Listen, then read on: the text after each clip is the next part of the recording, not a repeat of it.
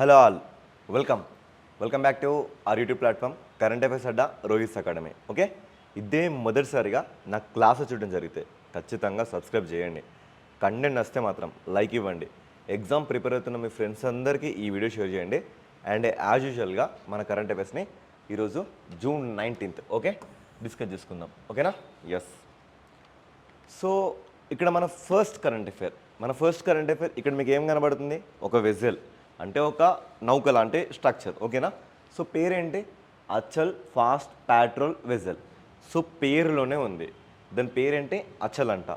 Fast patrol vessel ఏం చేస్తుంది? Patrolling చేస్తుంది. ప్యాట్రోలింగ్ అంటే ఏంటి? గస్తీ గాయడం. అర్థమవుతుంది కదా? సో ఎక్కువ స్ట్రెస్ చేయకండి, జస్ట్ వాట్ ఈజ్ వాట్ తెలుసుకోండి ఇక్కడ. సో ఈ ఫాస్ట్ ప్యాట్రోల్ వెజల్ గోవాలో అధికారికంగా ప్రారంభించబడింది. ఇది కాంటెక్స్ట్. ఈ సందర్భాన్ని అల్లుకొని దీనికి సంబంధించిన కరెంట్ అఫైర్స్ ఏందో మనం డిస్కస్ చేసుకుందాం. ఓకేనా? సో ఎవరి కోసం ఇది? ఇండియన్ కోస్ట్ గార్డ్ కోసం. సో ఇండియన్ కోస్ట్ గార్డ్ కోసం. తర్వాత ఎవరు దీన్ని డిజైన్ చేయడం జరిగింది? గోవా షిప్ యార్డ్ లిమిటెడ్ వాళ్ళు. ఎన్నో వెజల్? మొత్తంగా ఈ గోవా షిప్ యార్డ్ లిమిటెడ్ వాళ్ళు ఎవరికి? గస్తీ గాయడానికి ఇండియన్ కోస్ట్ గార్డ్ వాళ్ళకి మొత్తంగా 8 వెజల్స్ని నిర్మించాలి అనేది వీళ్ళ డీల్. ఇందులో ఇది ఐదవది. అంటే ఇప్పటి వరకు ఇలాంటి నౌకలు 4 ఇవ్వడం జరిగింది. ఓకేనా? అండ్ ఇది American bureau of shipping and Indian register of shipping నుంచి చాలా కఠినమైన ఎగ్జామ్స్ని ఎదుర్కొని ఇది రూపొందించబడింది. అప్పుడు దీనికి సర్టిఫికేట్ వచ్చింది. ఎవరి ఆధ్వర్యంలో దీనికి సర్టిఫికేట్ వచ్చింది? American bureau of shipping and Indian register of shipping. వీళ్ళ ఇద్దరి నుంచి దీనికి సర్టిఫికేట్ రావడం జరిగింది. ఇవి దీనికి సంబంధించిన వెరీ ఇంపార్టెంట్ పాయింట్స్. సో ఇక్కడ చూసుకుంటే ఇది దాదాపుగా 60% వరకు ఇండిజినియస్ అంటే స్వదేశీ టెక్నాలజీని వాడడం జరిగింది. మిగతా 40% మనం విదేశాల నుంచి టెక్నాలజీని అరువు తెచ్చుకోవడం జరిగింది. ఓకే, సో ఇక్కడ మనం చూడొచ్చు కంట్రోలబుల్ పిచ్ ప్రొపల్లర్స్ బేస్డ్ ఆధారితంగా ఇది శక్తిని అందుకోవడం జరుగుతుంది. దాదాపుగా 27 నాట్ల ఎనర్జీని పొందుతుంది. సార్ ఇక్కడ సిపిపి అంటే ఏంటి? దీన్ని ఎక్కువ మీరు స్ట్రెస్ చేయకండి. జస్ట్ నేను మీకు ఒక ఇమేజ్ని చూపించడం జరుగుతుంది. ఇది తెలుసు కదండి మీకు. ఇది ఇలా రౌండ్గా తిరుగుతుంటే షిప్ అనేది ముందుకెళ్తుంది కదా. సో అదే స్ట్రక్చర్ ఇది. ఈ స్ట్రక్చర్ని మనం ఏమంటున్నామంటే సిపిపి బేస్డ్ స్ట్రక్చర్ అంటున్నాం. ఈ సిపిపి బేస్డ్ స్ట్రక్చర్లో వెళ్తూ అది ఎంత వెళ్తుంది? 27 నాటికల్ మైల్స్ వెళ్ళడం జరుగుతుంది. సో ఇది ఏం చేస్తుంది? రక్షణ కానీ, గస్తీ గాయడం కానీ, రెగ్యులేట్ చేయడం కానీ, సర్వేలెన్స్ కానీ, ఇలా ప్రతి ఒక్కటి ప్యాట్రోలింగ్ అంటే ఇది చేయబడుతుంది. అండ్ దీనికి ఏంటంటే దగ్గరగా ఉన్న వల్ల ఎంఎస్ఎంఈల సహకారంతో కూడా ఈ వెజల్ని చేయడం జరిగింది. సార్ ఎంఎస్ఎంఈలు ఇక్కడ సహకారం ఎలా చేస్తాయి?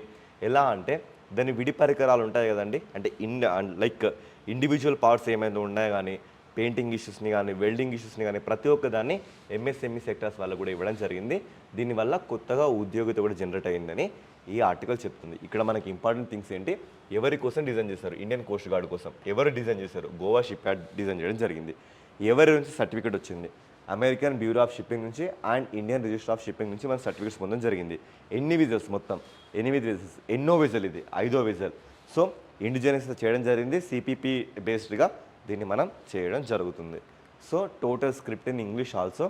అండ్ మన పీడిఎఫ్లు బైలింగ్వల్గా తెలుగు ఇంగ్లీష్లో మన టెలిగ్రామ్ గ్రూప్ డిస్క్రిప్షన్లో ఇవ్వబడింది, రోహిత్ అకాడమీ. అక్కడ మీకు ఈ పీడిఎఫ్స్ అన్నీ అవైలబుల్గా ఉంటాయి. మీరు అక్వైర్ చేసుకొని నోట్స్ని చాలా బాగా ప్రిపేర్ చేసుకోండి. ఓకేనా? యా.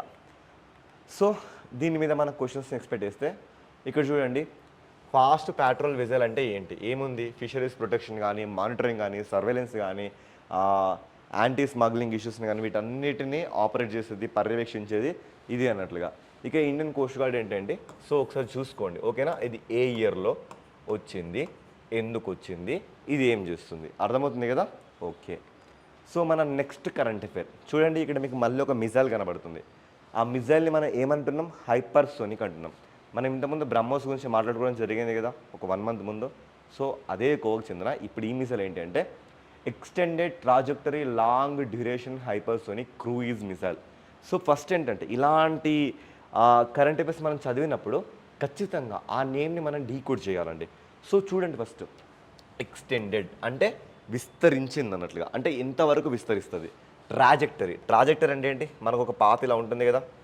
సో ఇలా వెళ్ళేదాన్ని మనం ఏమంటాం? ట్రాజెక్టరీ పాత్ అంటాం కదా. సో ఈ ట్రాజెక్టరీ పాత్లో లాంగ్ డ్యూరేషన్ అట. సో పైకి వెళ్ళినాక చాలాసేపు అలానే వెళ్ళాలంట. Hypersonic cruise missile. హైపర్సోనిక్ అంటే మనం సోనిక్ అంటే మ్యాక్లో కొలవడం జరుగుతుంది. ఇది హైపర్సోనిక్ అంటే దాదాపుగా మాక్ నెంబర్ 5 ఎబో ఉన్న ప్రతి ఒక్కదాన్ని మనం హైపర్సోనిక్ అని పిలవడం జరుగుతుంది. సార్ మాక్ అంటే ఏంటి అంటే సౌండ్ అనేది ఎంత ట్రావెల్ అవుతుంది, సౌండ్ ఎంత ట్రావెల్ చేస్తుంది, దాన్ని బేస్ చేసుకొని ఈ మిజైల్స్ 1 అవర్లో ఎంత దూరాన్ని అచీవ్ చేయగలవు అనేది మనం కూడా మాట్లాడుకుంటున్నాం. సో క్రూయిజ్ మిసైల్ అంటే ఏంటంటే రేడార్ దృష్టిలో పడకుండా సర్ఫేస్కి చాలా దగ్గరగా రేడార్ దృష్టిలో పడకుండా ఇది వెళ్ళి అనుకున్న లక్ష్యాన్ని ఛేదించగలుగుతుంది. సో దీనికి సంబంధించిన టెస్ట్ అనేది ఇండియా విజయవంతంగా చేసింది అని ఇక్కడ వచ్చింది. భారతదేశం తన అత్యంత అధునాతన స్వదేశీ అభివృద్ధి అంటే ఇండిజినియస్గా హైపర్సోనిక్ క్షిపణిని పరీక్షించడం జరిగింది. ఇది extended trajectory long duration hypersonic cruise missile. ఇది ఎంతవరకు వెళ్ళడం జరుగుతుంది అంటే అప్రాక్సిమేట్లీ 15,000 కిలోమీటర్స్ అండి. 15,000 కిలోమీటర్స్ వరకు దీన్ని చేయాలని వీళ్ళు నిర్ణయించుకోవడం జరిగింది. దీని మాక్ వచ్చేసి 8 వరకు ఉండడం జరుగుతుంది. అర్థమవుతుందా? సో ఇది ఈ కాంటెక్స్ట్, దీని యొక్క మొత్తం ఇన్ఫర్మేషన్ ఏంటని చూస్తే ఒక చిన్న క్లారిటీ మనకు వచ్చేస్తుంది. సో చూడండి, ఇటీవల లాంగ్ రేంజ్ హైపర్సోనిక్ క్రూయిజ్ మిసైల్ని మనం టెస్ట్ చేయడం జరిగింది. సో ఇది ఇండిజినియస్గా డెవలప్ అయింది. ఎవరు దీన్ని? డిఆర్డిఓ దీన్ని project Vishnu. So project Vishnu మనం ఇంతకుముందు సుదర్శన్ 400 అని మాట్లాడుకున్నాం కదా, అదేవిధంగా దీనికి పెట్టిన పేరు ఏంటంటే ప్రాజెక్ట్ విష్ణు అనే ఇనిషియేటివ్లో భాగంగా ఈ మిసైల్ని మనం టెస్ట్ చేయడం జరిగింది. ఓకేనా? దీన్ని మనం ఎక్కడెక్కడి నుంచి లాంచ్ చేయొచ్చు? ఎయిర్, సీ, ల్యాండ్, ఇక్కడ నుంచి మనం దీన్ని లాంచ్ చేయొచ్చు. అండ్ ఇప్పటి వరకు ఈ technology hypersonic technology USA, China, Russia ఇప్పుడు మన దగ్గర కూడా సొంతమవుతుందని ఇది చెప్పడం జరుగుతుంది. స్క్రిప్ట్ ఆల్సో తెలుగు అండి. సో చూడండి, మార్కెట్లో ఇలా బైలింగ్వల్ స్క్రిప్ట్స్ అనేది చాలా అరుదుగా ఉన్నాయి. సో క్వాలిటీగా ఇమేజెస్తో అవసరమైన దగ్గర రియల్ టైం విజువలైజేషన్స్ చూపిస్తూ ఇలా ఇవ్వడం జరుగుతుంది. సో ఈ ఆపర్చునిటీని ఖచ్చితంగా వాడుకోండి, యూటిలైజ్ చేసుకోండి. ఓకే, సో ఇంకా దీనికి సంబంధించిన కొన్ని ఇష్యూస్ని మనం ఇక్కడ అడ్రస్ చేస్తాం. ఇప్పటివరకు మనం మాక్ అని మాట్లాడుకున్నాం కదా. 1 మార్క్ ఎంత ఉంటుంది అంటే అప్రాక్సిమేట్లీ 1225 కిలోమీటర్లు గంటకి. ఒక గంటకి 1225 కిలోమీటర్స్ ఇది అచీవ్ చేయగలుగుతుంది ఒక్క మాకే. అదే ఇప్పుడు మనం మాట్లాడుకుంది ఇది ఎంత? ఇది 8 రెట్లు. ఇది 8 రెట్లు అంటే దాదాపు ఎంత వస్తుందో ఆలోచించుకోండి. దాదాపుగా 1,00,000 కిలోమీటర్ల వరకు ఇది ఒక గంటలో అచీవ్ చేయగలుగుతుంది. అర్థమవుతుంది కదా? 1,00,000 కిలోమీటర్లు అండి. భూమి నుంచి చంద్రుడికి ఉండే దూరమే దాదాపుగా మనకి 3.5 లక్షలు లేదా 4 లక్షల కిలోమీటర్ల వరకు ఉంటుంది. ఈ జస్ట్ ఈ ఒక్క మిసైల్ 1,00,000 కిలోమీటర్ చుట్టూ వస్తుంది ఒక గంటకి. అంటే ఎంత వేగంగా వెళ్తుందో మీ ఇమాజినేషన్స్కే వదిలేయండి. ఓకేనా? ఎస్. సో అంత వేగంతో ఇది వెళ్తుంది. దాదాపుగా 11,000 కిలోమీటర్ల వేగంతో దూసుకుపోతుందని నివేదికలు చెప్తున్నాయి. ఇది ఎంతవరకు ఆ రేంజ్ని క్లియర్ చేస్తుందంటే 15,000 కిలోమీటర్ల రేంజ్ని, అంత పరిధిని ఇది ఆక్యుపై చేయడానికి దీన్ని డిజైన్ చేయడం జరిగింది. ఓకేనా? ఎస్. ఇది ఎంతవరకు వార్ హెడ్లను మోసుకెళ్తుందంటే 1000 కేజీస్ నుంచి 2000 కేజీల బరువున్న మిజైల్స్ని. అంటే ఇప్పుడు ఇది ఒక మిజైల్ అనుకోండి, సరే ఇది ఒక ఫ్లైటర్ జెట్, దీని కింద మనం ఈ మిజైల్ పెట్టినాం. ఇది అంట దాదాపుగా 1000 కేజీస్ నుంచి 2000 కేజీస్ వరకు బరువును మోసుకెళ్ళగలుగుతుందంట. ఓకేనా? సో ఇక తర్వాత చూసుకుంటే ఇది మనకి 2000 డిగ్రీల సెల్సియస్ని కూడా ఇది తట్టుకొని నిలవగలుగుతుంది. అండ్ గాలిలో ఉన్న ఆక్సిజన్ని కూడా ఫ్యూయల్గా ఇది వాడుకుంటుంది. సో ఇవన్నీ దీనికి సంబంధించిన ఫీచర్స్. అర్థమైంది అని అనుకుంటున్నా. ఓకేనా? ఎస్. ఎవరు దీన్ని కన్స్ట్రక్ట్ చేస్తుంది? డిఆర్డిఓ. ఓకేనా? ఇక్కడ మీరు చూడొచ్చండి, సోనిక్. ఒకవేళ మీరు ఎగ్జామ్లో ఎక్స్పెక్ట్ చేస్తే, ఎగ్జామ్లో మీరు సోనిక్ అనే వర్డ్ని మీరు ఖచ్చితంగా ఎక్స్పెక్ట్ చేయడానికి ప్రాబిలిటీ అయితే ఉంది అండి. ఇక్కడ చూడండి, సబ్సోనిక్ అంటే మాక్ నెంబర్ 1 కంటే తక్కువ ఉన్న ప్రతిదాన్ని మనం సబ్సోనిక్ అంటున్నాం. ట్రాన్సోనిక్ అంటే ఏదైతే మాక్ 1 ఉంటుందో దాని ప్రతిదాన్ని మనం ట్రాన్సోనిక్ అంటున్నాం. సూపర్ సోనిక్ అంటే 1 కంటే ఎక్కువ ఉన్న మాక్ని మనం ప్రతిదాన్ని సూపర్ సోనిక్ అంటున్నాం. ఇప్పుడు హైపర్ సోనిక్ అండి అంటే ఎంత? 5 కంటే ఎక్కువ ఉన్న ప్రతిదాన్ని హైపర్ సోనిక్ అంటున్నాం. ఇలాంటివి మీరు ఖచ్చితంగా ఎగ్జామ్లో ఎక్స్పెక్ట్ చేస్తారో, వచ్చాయి కూడా ఇలాంటి క్వశ్చన్స్ని. సో ఇది చాలా చాలా చాలా ఇంపార్టెంట్ అయిన ఏరియా, దీన్ని మీరు నోట్ చేసుకోండి. ఓకేనా? ఎస్. నెక్స్ట్ ఇక్కడ చూడండి క్వశ్చన్స్. మేబీ ఇలా క్వశ్చన్స్ ఎక్స్పెక్ట్ చేయొచ్చు. చూడండి, మేము ప్రతిసారి మీకు ఒక కరెంట్ అఫేర్ తర్వాత దానికి సంబంధించిన ఎక్స్పెక్టెడ్ క్వశ్చన్స్ని ప్రతి కరెంట్ అఫైర్కి ఈ కరెంట్ అఫైర్ ఎగ్జామ్లో వస్తుంది అని మేము భావిస్తే ఖచ్చితంగా దానికి సంబంధించిన ఎక్స్పెక్టెడ్ క్వశ్చన్స్ కూడా ఇవ్వడం జరుగుతుంది. ఇలా క్వశ్చన్స్ని ప్రతి దానికి ఎక్స్పెక్టెడ్ క్వశ్చన్స్ని ఎవరు కూడా ఇలా చూపించట్లేదు. ఓకేనా? సో వీటిని మీరు ఇంకా శ్రద్ధగా అనాలిసిస్ చేయండి. ఫస్ట్ చూడండి, the extended trajectory long duration hypersonic cruise missile is being developed by whom, ఎవరి ద్వారా డెవలప్ అయింది? డిఆర్డిఓ. సో ఒకసారి కరెంట్ అఫైర్స్ చదవాక ఇలాంటి క్వశ్చన్ చేస్తే మీకు ఒక క్లారిటీ వస్తుంది. ఓకేనా? తర్వాత ఈ extended long duration hypersonic cruise missile being developed under which classified initiative, ఏ ఇనిషియేటివ్లో భాగంగా? ప్రాజెక్ట్ విష్ణు. ఓకేనా? What is the maximum speed of this missile is expected to reach, ఎంతవరకు వెళ్తుంది? మార్క్ నెంబర్ 8 వరకు వెళ్తుంది. And which type of engine powers this missile, ఎలాంటి power దీనిది? Scramjet engines. సో స్క్రామ్జెట్ అంటే ఏంటి సార్ అంత డీటెయిల్గా మీరు వెళ్ళకండి, జస్ట్ ఆ నేమ్ గుర్తుపెట్టుకోండి, ఆ టెక్నికల్ ఇష్యూ మీకు ఏమీ అవసరం లేదు. ఓకేనా? సో దీంట్లో వాడే ఇంజన్ ఏంటంటే స్క్రామ్జెట్ ఇంజన్. ఓకేనా? What is the key distinguish features of this missile compare to the ballistic missiles? It flies low altitude. చెప్పాను కదా, సర్ఫేస్కి చాలా కింద నుంచి వెళ్తుంది, రాడార్స్కి కనబడకుండా అని చెప్తుంది. అదేనండి ఇక్కడ మనం చూస్తుంది. ఓకేనా? ఎస్. ఇక తర్వాత నెక్స్ట్ కరెంట్ అఫైర్ చూడండి. ఇప్పటి వరకు ఈ కరెంట్ అఫైర్ నాకు తెలిసి మీరు చాలామంది వరకు వినే ఉండకపోవచ్చు. పేరేంటంటే రిండర్ పెస్ట్. ఎప్పుడైనా విన్నారా మీరు ఈ పదం? Rinder pest. మనందరికీ ఇక్కడ ఒక పదం కనబడుతుంది, పెస్ట్. పెస్ట్ అంటే ఏంటి? పెస్టిసైడ్. పెస్టిసైడ్ అంటే క్రిమి కీటకాలను చంపేదను. రిండర్ పెస్ట్ అంటే ఏంటంటే ఇది ఒక వైరస్ డిసీజ్ అన్నట్టు. ఈ డిసీజ్ వస్తే ఏం జరుగుతుంది? ఎస్పెషల్లీగా ఈ డిసీజ్ ఎవరికి వస్తుంది? సో ఇలాంటి స్ట్రక్చర్ ఉన్న యానిమల్స్కి వచ్చే డిసీజ్ ఒకటి ఉంటుందండి. చెప్పాలి అంటే వాటికి సంబంధించిన మనందరికి ఒకప్పుడు పాక్స్, చికెన్ పాక్స్, మసూచి ఎలా వచ్చిందో ఇది వీటికి సంబంధించిన అలాంటి డిసీజ్ అండి. దీని లక్షణాలు ఎలా ఉంటాయంటే జనరల్గా మన కౌస్ కానీ బఫెలోస్ కానీ వీటిలో అయితే మనం రెడ్యూస్డ్ మిల్క్ ప్రొడక్షన్ తగ్గుతుంది. తర్వాత లాస్ ఆఫ్ అపిటైట్, వాటి యొక్క ఆకలి కూడా కంప్లీట్గా క్షీణించిపోతుంది. ఫీవర్, తరచుగా వాటికి జ్వరాలు వస్తుంటాయి. Discharge of watery mucus from ice and nostrils, ముక్కు నుంచి కళ్ళ నుంచి ఒక రకమైన మ్యూకస్ కారుతూ ఉంటుంది. Grain like bumps in the nostrils, ఈ నోట్లో కానీ లేదంటే నాజుల్స్లో కానీ రకరకాల దగ్గర గడ్డలు ఏర్పడుతుంటాయి. అండ్ ర్యాపిడ్ బ్రీతింగ్ ఎక్కువ చేయడం, ఇది దీనికి సంబంధించిన ఇష్యూస్. సార్ ఎందుకు సార్ ఇది ఈరోజు కరెంట్ అఫైర్లో ఎందుకు వచ్చింది అంటే ఇక్కడ మనం ఒకటే అబ్జర్వ్ చేయొచ్చు. మనకి భోపాల్లో ఐకార్కి సంబంధించిన, ఐకార్ అంటే ఏంటి? ఇండియన్ కౌన్సిల్ ఆఫ్ అగ్రికల్చర్ రీసెర్చే కదా. నేను మీ అందరిని అడుగుతున్న ఒక కామన్ క్వశ్చన్, ఐకార్ ఎప్పుడు ఎస్టాబ్లిష్ అయింది? దీని హెడ్ క్వార్టర్స్ ఎక్కడ ఉంది? ఓకేనా? నేను మిమ్మల్ని అడుగుతున్న క్వశ్చన్ ఏంటి? ఐకార్ అనేది ఎప్పుడు ఎస్టాబ్లిష్ అయింది? దీని హెడ్ క్వార్టర్స్ ఎక్కడ లొకేట్ అయ్యింది? ఈ క్వశ్చన్కి ఆన్సర్ తెలిస్తే ఖచ్చితంగా కామెంట్ చేయండి. తెలియకపోతే తెలుసుకొని మరీ ఆన్సర్ చేయండి, ఎందుకంటే ఇలాంటి క్వశ్చన్స్ మనం ఎక్స్పెక్ట్ చేయొచ్చు. ఓకేనా? ఐకార్కి సంబంధించిన వన్ ఆఫ్ ది ఇన్స్టిట్యూషన్లో ఒక ఇన్స్టిట్యూషన్ వచ్చేసి national institute of high security animal disease. ఏంటి? National institute of high security animal diseases అనే ఒక ఇన్స్టిట్యూట్ ఉందండి. సో మీకు చూపిస్తా, ఆ ఇన్స్టిట్యూట్ని కూడా మీకు చూపిస్తా. ఇదేనండి, ఇది మనకు భోపాల్ కదా. ఈ భోపాల్లో ఇక్కడ లొకేట్ అయింది. దీని ఎంట్రన్స్ ఇలా ఉంటుంది. చూడండి, national institute of high security animal diseases పేరు ఉంది కదా బోర్డు. సో ఇది ఆ ఇన్స్టిట్యూట్. ఓకేనా? Okay, yes. సో భోపాల్లో ఉన్న ఈ ఇన్స్టిట్యూట్కి ఇప్పుడు ఒక హోదా వచ్చింది. ఆ హోదా ఏంటి అంటే ఈ రెండర్ పెస్ట్ వైరస్ని ఇక్కడ రిపాజిటరీగా, అంటే ఇక్కడ మనం ఆ వైరస్ని దాపెట్టొచ్చు అనే కేటగిరీ ఏ అనే హోదా దీనికి దక్కింది. సార్ ఏంటి సార్ ల్యాబ్లో ఈ వైరస్ని ఎందుకు స్టోర్ చేయాలి? ఇప్పటికీ ఒకప్పుడు మన ప్రపంచాన్ని వణికించిన వైరస్ అంటే మసూచి, చికెన్ పాక్స్, స్మాల్ పాక్స్ అని మాట్లాడుకున్నాం కదా. ప్రపంచ దేశాలు మొత్తం కలిపి దాన్ని ఏకదాటిగా వచ్చి దాన్ని మనం నిర్మూలించగలిగినాం. ఎప్పుడు 1980s డికేడ్స్లో.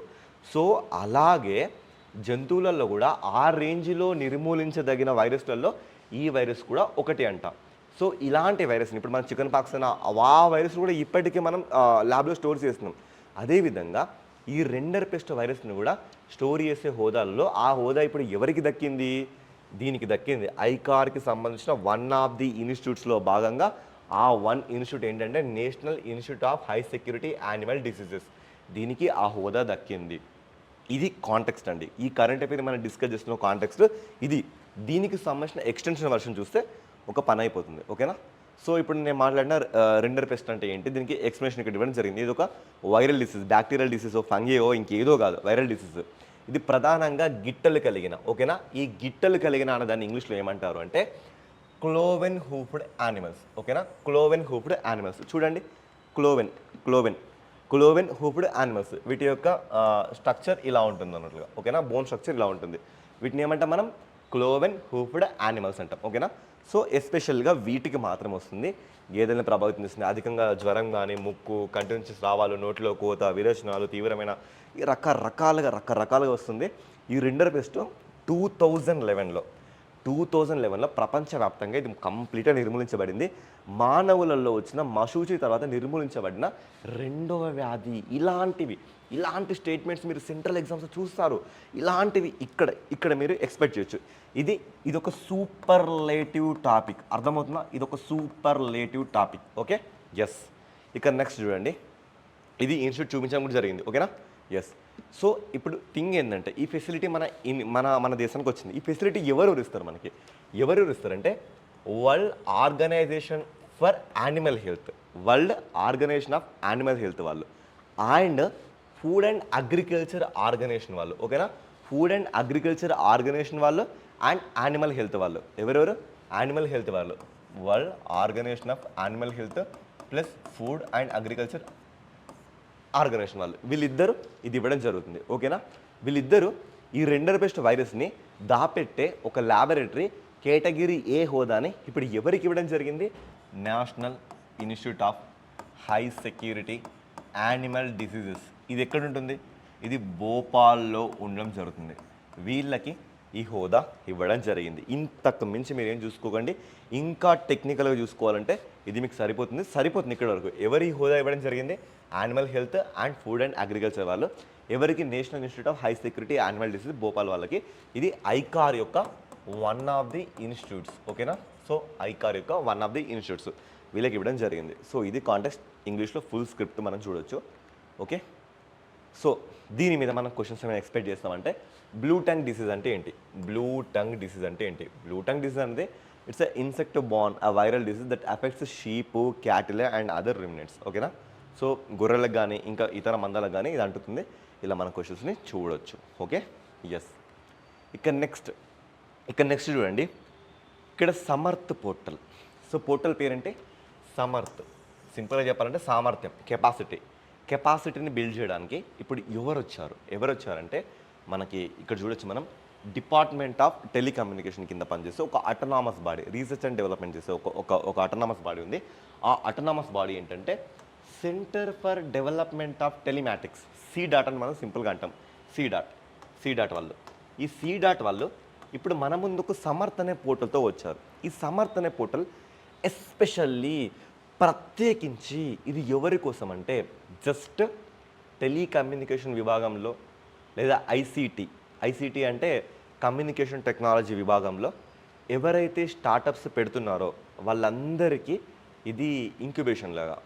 అంటే ఏంటంటే వాళ్ళకి కావాల్సిన, ఇప్పుడు మనం టీ హబ్ మాట్లాడుకుంటాం కదా తెలంగాణలో, అది ఏం చేస్తుంది? ప్రతి స్టార్టప్స్కి వాళ్ళకి డబ్బులు ఇవ్వడం కానీ, బిజినెస్ స్కిల్స్ ఇవ్వడం కానీ, స్ట్రాటజీగా ఎలా ముందుకెళ్ళాలి కానీ, ప్లాన్స్ ఎలా వేయాలి కానీ, ఇవన్నిటికీ ఎలాంటి ఒక రకమైన గైడెన్స్ కానీ, అసిస్టెన్స్ కానీ, ఫినాన్షియల్ అసిస్టెన్స్ కానీ, ఇలాంటి అసిస్టెన్స్లు ఎలా ఇస్తుంది? అదేవిధంగా టెలికమ్యూనికేషన్ విభాగంలో కానీ, లేదంటే ఇంటర్నెట్ సంబంధించిన కమ్యూనికేషన్ విభాగంలో కానీ, అది anything related to communication department వాళ్ళకి ఇది ఫినాన్షియల్ అసిస్టెన్స్, గైడెన్స్, అండ్ వాళ్ళు ఒక కంపెనీ ఎస్టాబ్లిష్ చేసుకోవడానికి సర్టెన్ రూము, ఇవన్నిటిని ప్రొవైడ్ చేస్తుంది. ఈ కాంటెక్స్ట్లో మనం ఈ కరెంట్ అఫైర్స్ చూడడం జరుగుతుంది. సింపుల్గా ఇటీవలి కాలంలో వెరీ రీసెంట్గా సమర్థ్ పోర్టల్ని ఎవరు లాంచ్ చేశారు? సరిపోతుంది, ఇంతకుమించి ఎక్కువ అవసరం లేదు మనకి. సో టెలికామ్, ఐసీటీ రంగంలో స్టార్టప్ల కోసం అత్యాధునిక ఇంక్యుబేషన్ ప్రోగ్రామ్ తీసుకురావడం జరిగింది. ఈ ఇనిషియేటివ్ ఆర్థికంగా గ్రాంట్స్ కానీ, అధునాతన వనరులు కానీ, థింగ్స్ కానీ, ప్రతీదీ మనకి ఇక్కడ ఇవ్వడం జరుగుతుంది. ఓకేనా? ఎస్. ఇక్కడ చూస్తే ఏమేమి ఇస్తుంది? ఇది మనకి ఏమేమి ఇస్తుంది అంటే మనకి 5 lakh రూపీస్ వరకు ఇస్తుంది. ఫుల్లీ ఫర్నిష్డ్ ఆఫీస్ ఇస్తుంది. అండ్ దీనికి సంబంధించిన క్యాంపసెస్ మనకి ఢిల్లీలో, బెంగళూరులో చూడొచ్చు. It also provide access to DoT's lab facility, మనకు ల్యాబ్ ఫెసిలిటీ ఇస్తుంది, మెంటార్షిప్ ఇస్తుంది. తర్వాత it offers to holistic support to startups and innovators working in telecom applications కానీ, సైబర్ సెక్యూరిటీ కానీ, 6G 5G టెక్నాలజీస్ కానీ, ఆర్టిఫిషియల్ ఇంటెలిజెన్స్ కానీ, IoT కానీ, quantum technology కానీ ప్రతి దానికి సపోర్ట్ చేస్తుంది. తర్వాత this program is structured in 2 cohorts, 2 cohorts ఇస్తుంది. ఏంటంటే of 6 months each, accommodating up to 18 startups per cohort, this supporting the maximum of 36 startups under the initiative. మొత్తంగా ఈ ఇనిషియేటివ్ కింద 36 స్టార్టప్ల వరకు ఇది సపోర్ట్ ఇవ్వడం జరుగుతుంది అని ఈ ఎంటైర్ స్క్రిప్ట్ చెప్పడం జరుగుతుంది. ఇలాంటి వాటిని మీరు స్టేట్మెంట్ 1, స్టేట్మెంట్ 2, స్టేట్మెంట్ 3, స్టేట్మెంట్ 4లో ఎక్స్పెక్ట్ చేయొచ్చు. లేదా సింపుల్గా ఇటీవల కాలంలో సమర్థ పోర్టల్ లాంచ్ అయింది. ఇది ఎందుకోసం, ఎవరు లాంచ్ చేశారు, ఎవరి కోసం, సరిపోతుంది. ఓకేనా? ఎస్, చలో. సో ఒకవేళ ఇక్కడ చూడండి, అసలు ఇంక్యుబేషన్ ప్రోగ్రామ్ అంటే ఏంటి? ఇంక్యుబేట్ అంటే ఏంటి? ఇప్పుడు ఇంక్యుబేట్ అంటే చిన్నపిల్లలు ఇంక్యుబేషన్లో పెడతారు కదా, ఏంటంటే వాళ్ళకి నర్చరింగ్ చేయడం కానీ, వాళ్ళని మొత్తం చూసుకుంటారు కదా. అదేవిధంగా ఇక్కడ ఇంక్యుబేట్ అంటే ఏంటి అంటే మేనేజ్మెంట్ కానీ, మెంటార్షిప్ కానీ, లేదంటే మార్కెట్ రిసోర్సెస్ కానీ, నెట్వర్క్ ఆపర్చునిటీ కానీ, బిజినెస్ స్కిల్స్ కానీ, ఇవన్నిటికీ మనం ఒక కొత్త ఇన్స్టిట్యూట్ పెడితే ఇవన్నీ ఇక్కడ ఇచ్చేస్తారు. అర్థమవుతుంది కదా? సో ఇది దీనికి సంబంధించిన ఇష్యూ. ఇక సమర్థ్ ఇంక్యుబేషన్ ప్రోగ్రామ్ ఇదేం చెప్తుంది? It support the startups in telecom, cyber security, AI, quantum technology, 6G 5G అవన్నీ ఇవ్వడం జరుగుతుంది. ఓకేనా? ఎస్. ఇక మన నెక్స్ట్ కరెంట్ అఫైర్ ప్రసాద్. మీ అందరికీ తెలిసిన స్కీమే. ఇది ఎప్పుడు వచ్చింది మనకి? 2014లో వచ్చింది కదా. ఎప్పుడు వచ్చింది మనకి? 2014-15 ఆ ఇయర్లో వచ్చింది. చాలా వరకు దీని మీద మనం క్వశ్చన్స్ కూడా చూసాం. ప్రసాద్ పేర్లోనే ఉంది. Prasad pilgrimage, rejuvenation and spiritual heritage augmentation. So పేరులో ఉంది ఏంటి? పిలిగ్రిమేజ్ అంటే ఎవరైతే తీర్థయాత్రకు వెళ్తారో ఆ తీర్థయాత్రికులు. రెజ్యువినేషన్ అంటే పునరుద్ధరించాలి. దేన్ని పునరుద్ధరించాలి? మనం తీర్థయాత్రలో ఎక్కడికి వెళ్తాం? జనరల్ టెంపుల్కి వెళ్తాం కదా, వాటిని మనం పునరుద్ధరించాలి. స్పిరిచువల్ హెరిటేజ్, దేన్నైతే మనం ఆధ్యాత్మిక కేంద్రాలుగా కొలుస్తున్నామో వాటిని మనం రెజ్యువినేట్ చేయాలి. Augmentation drive. ఓకేనా? వాటన్నిటిని మనం రెజ్యువినేట్ చేసే ఒక కార్యక్రమంగా దీన్ని 2014-15లో under ministry of tourism, present ministry of tourism ఎవరు షెకావత్ సారే కదా. సో అదేంటో కింద కామెంట్ చేయండి. ఓకేనా? సో 2014-15లో ఈ మినిస్ట్రీ కింద ఇది లాంచ్ చేయడం జరిగింది. సో ఎందుకు ఈరోజు వార్తల్లో ఉంది? ఎందుకు ఇది వార్తల్లో ఉంది అంటే కర్ణాటక ప్రభుత్వం కేంద్రం మధ్య సంవత్సరాల తరబడి జరిగిన చర్చల తర్వాత కేంద్ర ప్రభుత్వం యొక్క తీర్థయాత్రల స్కీమ్ అయిన ఈ ప్రసాద్ స్కీమ్ని చాముండి కొండల అభివృద్ధికి ఈరోజు కర్ణాటక డిక్లేర్ చేయడం జరిగింది. అర్థమైందా? కర్ణాటకలో ఇక్కడ మీకు కనబడుతుంది కదా, ఇది రియల్ టైం విజువలేషన్ అండి. ఇలాంటి పిక్చర్స్ మళ్ళీ వీడియో ఓపెన్ చేయాలంటే ఈ వీడియో లెంత్ కూడా ఎక్కువ అయిపోతుంది. అంత జస్ట్ మీకు ఇప్పటి కొంచెం ఇమేజెస్ పెడతా. సో చూడండి, ఇది చాముండి టెంపుల్ యొక్క స్ట్రక్చర్. ఈ కింద మనకి మొత్తం విలేజ్ని చూడొచ్చు. ఇదంతా కొండలండి, ఇవన్నీ కొండలు. ఈ కొండల మీద మనకి ఇట్లా తిరుపతి లాగా ఇది లొకేట్ అయి ఉంది. దీనికి ఈసారి మనం ప్రసాద్ స్కీమ్ని దీనికి ఇంప్లిమెంట్ చేస్తున్నాం. ఇంప్లిమెంట్ చేస్తే ఏంటంటే కొత్తగా రోడ్స్ వేయడం కానీ, కొత్త కారిడార్ని మళ్ళీ క్రియేట్ చేయడం కానీ, లేదంటే కొత్త స్టాల్స్ పెట్టడం కానీ, ఆధ్యాత్మికత ఉట్టిపడేలాగా దీన్ని డిజైన్ చేయడం కానీ, ఇవన్నీ ప్రసాద్ స్కీమ్ ఇక్కడ ఇంప్లిమెంట్ అయితే జరిగే థింగ్స్. వీటికి సంబంధించి కర్ణాటక ఇప్పుడు ప్రజెంట్ ఈ మంత్లో అగ్రీ చేయడం జరిగింది. అందువల్ల మళ్ళీ మనకి ప్రసాద్ స్కీమ్ అనేది బయటకు వచ్చింది.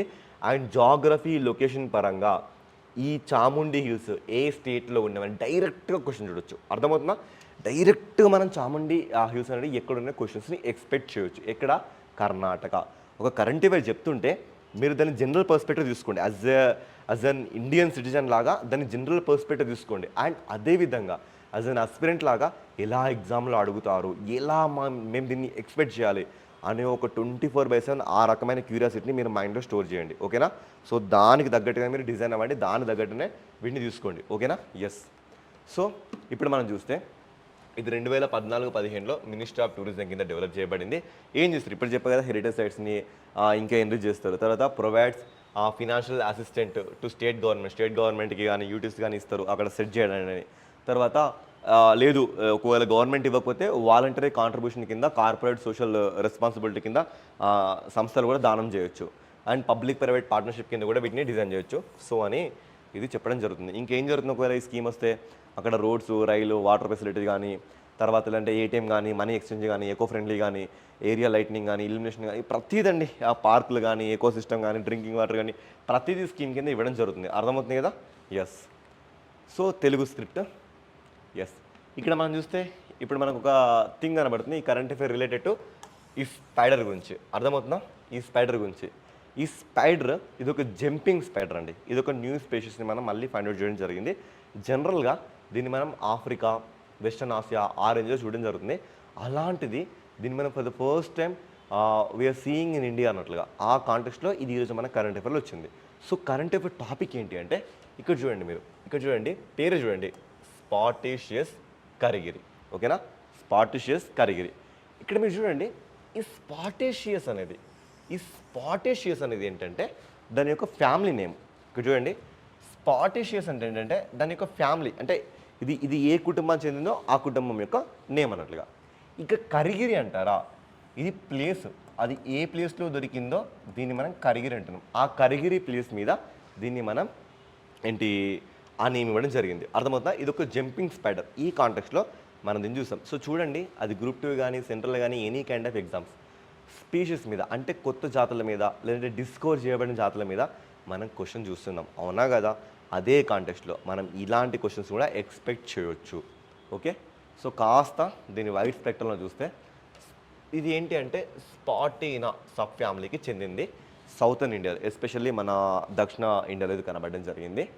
సో దీని జీనర్ ఏంటంటే స్పాటిషియస్ అండ్ సోనోయిటా. సో చూడండి, సోనోయిటా and స్పాటిషియస్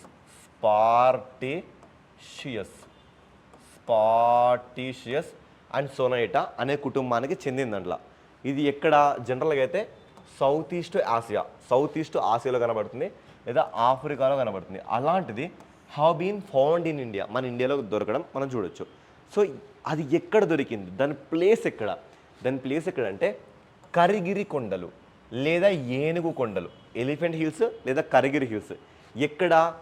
దేవరాయన Durgam, Karnataka, where the spiders were first observed. ఇక్కడ మనం ఈ స్పైడర్స్ని చూడడం జరిగింది. ప్లేస్ ఎక్కడ?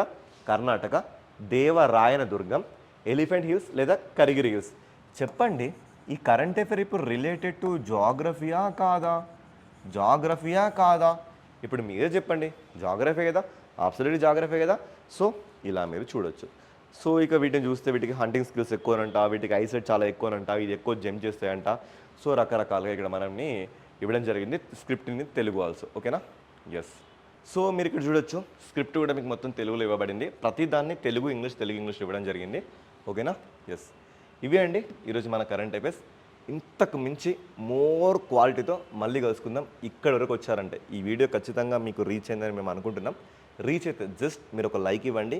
వీలైతే ఎగ్జామ్స్కి ప్రిపేర్ అవుతున్న మీ ఫ్రెండ్స్కి ఈ వీడియోని షేర్ చేయండి. ఇదే మేము మీ తరఫు నుంచి ఎక్స్పెక్ట్ చేసేది. ఓకేనా? Thank you.